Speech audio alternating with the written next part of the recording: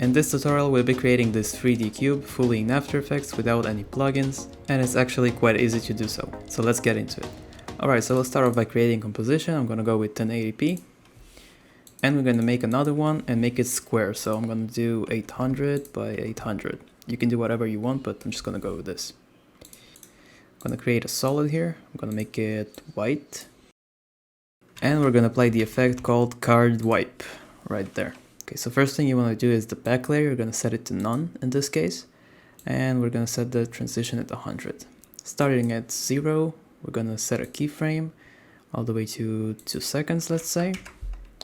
And set this to 0. Hit U for the keyframes, hit F9, and this is what we're getting. Okay, now this is a little too detailed for me, so I'm just gonna decrease the rows here to 6, maybe the columns to 10. Yeah, that's good enough. There's a lot more settings here you can play with, like the direction. You know, you can make this random, which is something like this. But I'm just gonna go with the default ones, and that is it. This is just to make this a little more interesting, and drop an X here, duplicate it, drop it over here. It don't really matter, but I'm gonna pre-compose these, and I'm gonna duplicate the transition layer we created, put this under, and alpha matte to the solid.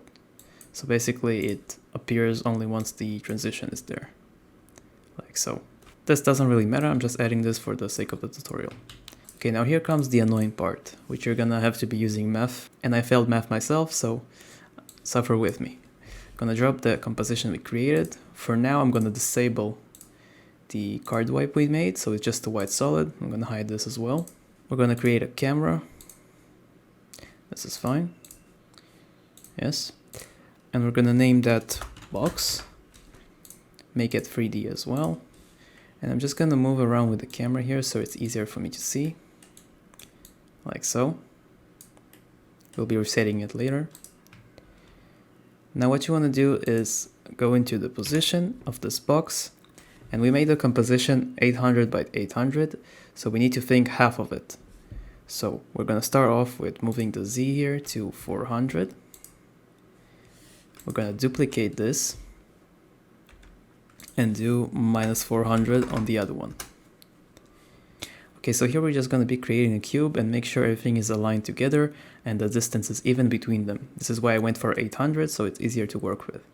So I'm going to duplicate one of these, hit R, set this to 90 on the x-axis, go into the position and set the Z position to 0. Now it's exactly in the middle of these two. Now what's left is to move it downwards. So we're gonna, actually I'm gonna duplicate this and hide the duplicated layer because we're gonna need it later. We're gonna go into the position here. So you can duplicate this one more time. We're gonna have one for the top, one for the bottom of the cube. So this one will be our bottom one. We're gonna move it up. We're gonna scale this up. So 540 plus 500 would be 940. This is now exactly at the bottom of it. And the upper one is going to be 140, basically adding 400 where we need to. Now we're going to unhide the layer we created before from the middle, go into the rotation, set the X to 0 and the Y to 90. I'm going to hide the top layer we created just so it's easier to see. If you want to just copy my settings, you can go ahead and do so, but I'm going to demonstrate this for the sake of the tutorial. So again, we're just creating these walls, making sure the distance is even. So 1, 3, 6, 0.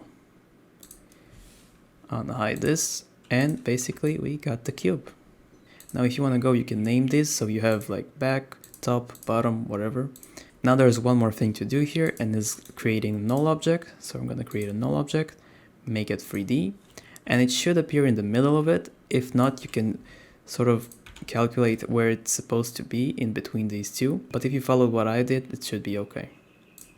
So we're going to select all these box layers and parent them to the null. And now if we go to the null rotation, for example, it should spin right in the middle of it, and you can go ahead and animate it this way. We're going to go back to our transition comp here and enable it. I'm going to turn on these as well, and this is what we have so far. Now this is pretty cool, but as you can see, it's too directional. I'm gonna set this to full.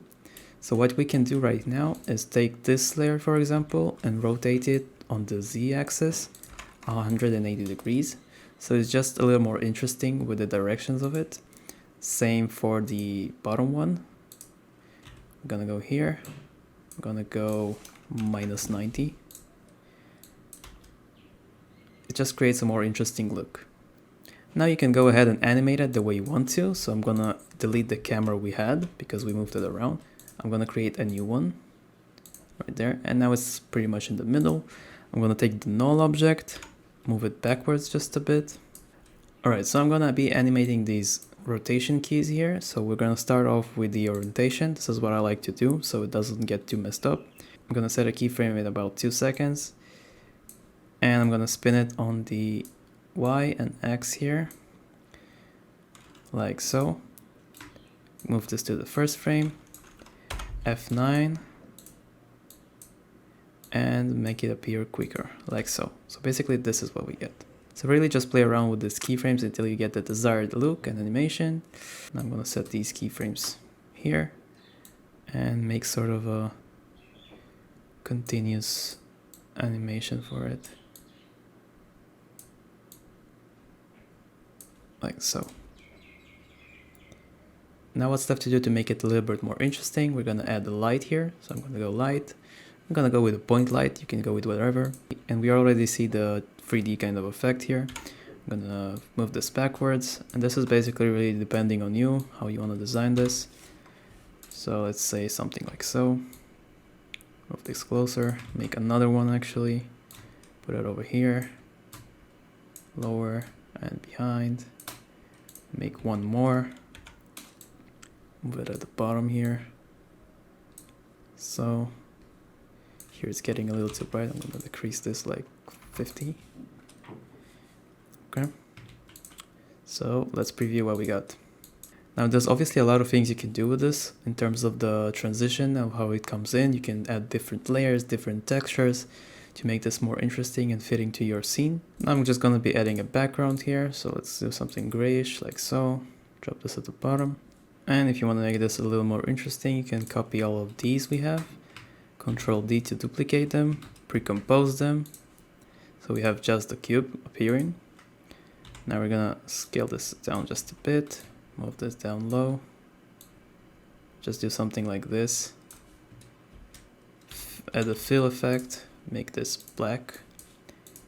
And a fast blur. And lower the opacity. Just to sort of fake a shadow here, like this. The only thing is we can make this 3D, and if we have the camera animated, it should follow along. So position here, go back a bit, and this is what we have. So the cool thing about this composition, you can basically drop anything you want in here. So let's say I wanted this in a gradient, so we go add a gradient here. Make this purple, make this blue, like this, and we have this cool cube created. And if it gets a little too heavy, you can always pre-render this composition and then just drop it into here instead of these comps. So we can do something cool like duplicate this layer now, drop it on top, add an effect called Find Edges, invert it, and set it to additive here. And now we have these cool lines created. Or even delay our original transition so they come up first, like so. But this is really up to you and your creativity and what you want to achieve. Thanks for watching.